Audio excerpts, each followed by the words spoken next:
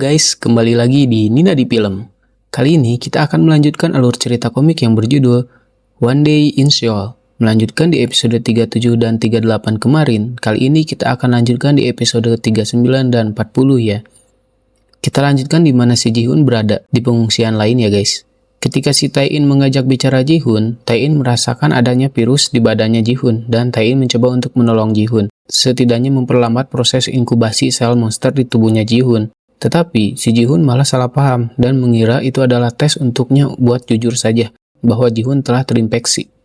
Tetapi si Tae-in membuktikan bahwa dia bisa merasakan ada virus di tubuh Ji-hoon dengan cara menunjuk saja. Dan Ji-hoon langsung merasakan reaksi sakit di tubuhnya.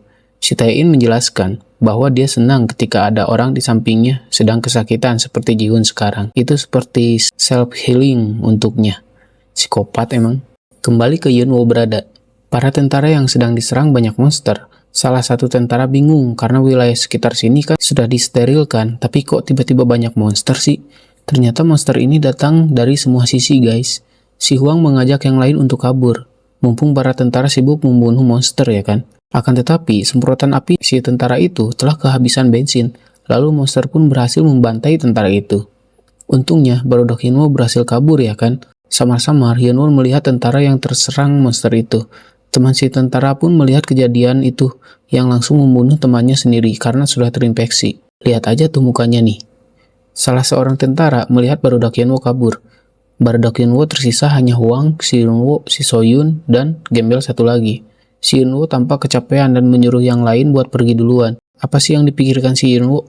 Jadi si Yeonwoo pikir kalau virus di lengannya itu sudah sampai ke otak. Jadi Yeonwoo menyuruh yang lain buat pergi duluan. Takutnya si Yeonwoo malah jadi monster ya kan? Gitu. Lalu Yeonwoo merasa jika instingnya itu merasa bahwa dia telah memanggil monster-monster itu ke arah para tentara. Lalu mengingat kejadian saat di kereta gantung. Saat monster di lantai 3 mati, lalu monster di lantai 2 naik ke atas. Begitu juga dengan Jubyong. Saat monster yang menempel di tubuh Jubyong mati, monster lain pun berdatangan. Jadi, para monster akan mengirim sinyal jika dia sedang berada dalam bahaya.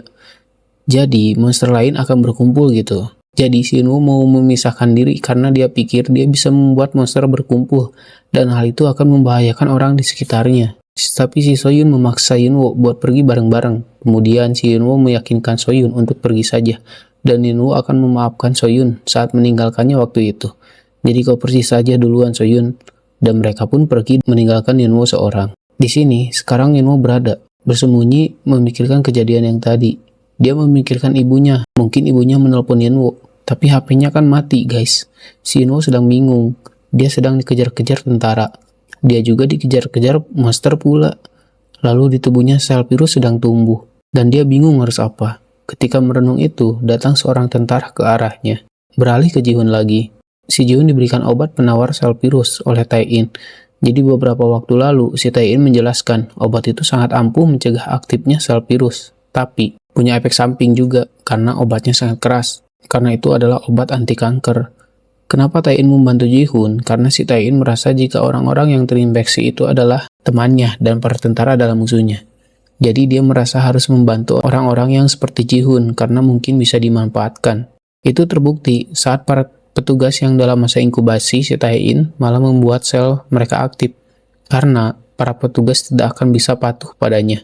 Dan Ji-hoon mungkin salah satu orang yang terinfeksi dan masih sadar agar bisa mematuhi Tae-in. Kembali saat ini. Ada telepon masuk ke Ji-hoon. Ternyata itu adalah ibunya Yeonwoo. Kenapa ibunya Yeonwoo menelpon Ji-hoon? Karena HP Yeonwoo kan mati.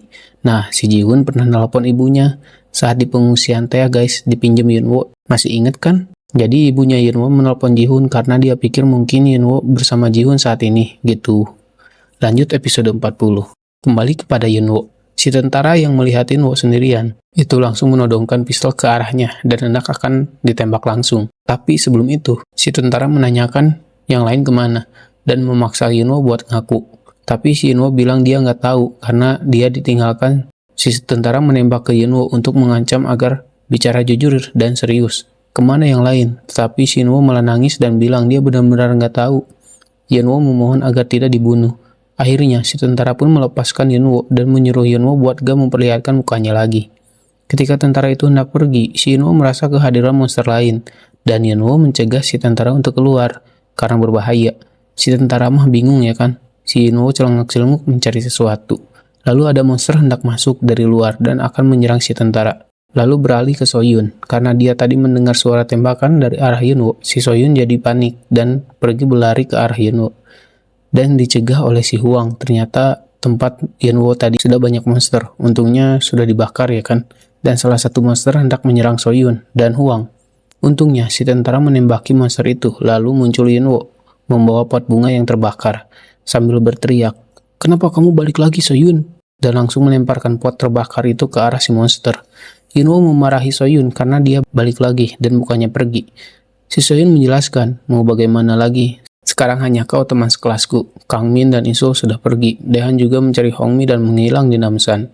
Tapi sekarang hanya ada kamu teman sekelasku, dan kita harus saling membantu," ucap Soyun. Si tentara mendengar obrolan Soyun itu, dan dia mendengar bahwa teman-teman mereka yang lain pergi ke arah menara Namsan, cenah.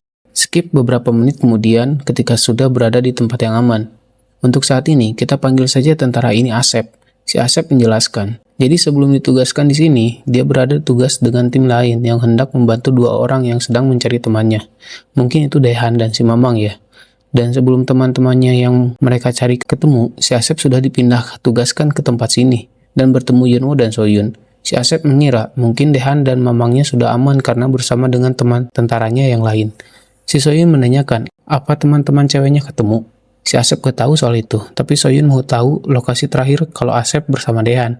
Nah, si Asep kalau lokasi mah tahu, dan Soyun berterima kasih pada Asep. Si Asep mukanya merah, sepertinya Asep suka ke Soyun deh. Si Soyun senang karena dia bisa bertemu lagi dengan Dehan dan mungkin dengan Hongmi juga, sambil menatap ke Yunwo. Tapi si Yunwo malah gak terlihat senang. Terus si Asep mencoba menawarkan diri buat membantu untuk ke arah menara Namsan, karena kebetulan dia juga akan kembali ke tim itu. Ah, speak doang biar bareng-bareng sama Soyun kali ya.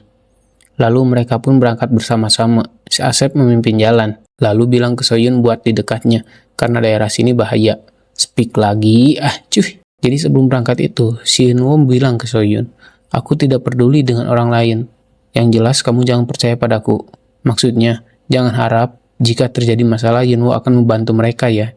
Jadi jika ada bahaya Yunwo akan kabur sendiri, gitu maksudnya. Beralih ke kelompok Dehan, di mana Dehan dan Mamang dan beberapa tentara sudah berada di kamar si nenek, yang waktu itu dia tahu anak-anak cewek kemana. Si nenek menjelaskan, jadi beberapa jam lalu, mulai terdengar orang-orang berlarian dari luar kamarnya. Mereka bicara sambil berlari. Mereka ngomong, "Minju mengejar kita." Lalu mereka pergi ke arah sana, sambil menunjuk. Lalu si nenek pun hendak akan diselamatkan juga. Alhamdulillah, kata si nenek. Si Mamang menenangkan Dehan yang terlihat pusing itu, dan bilang, "Masalah akan selesai saat bantuan tiba, cenah." Dan ternyata para bantuan yang mereka tunggu itu sudah diserang monster guys. Beberapa dari mereka sudah terinfeksi.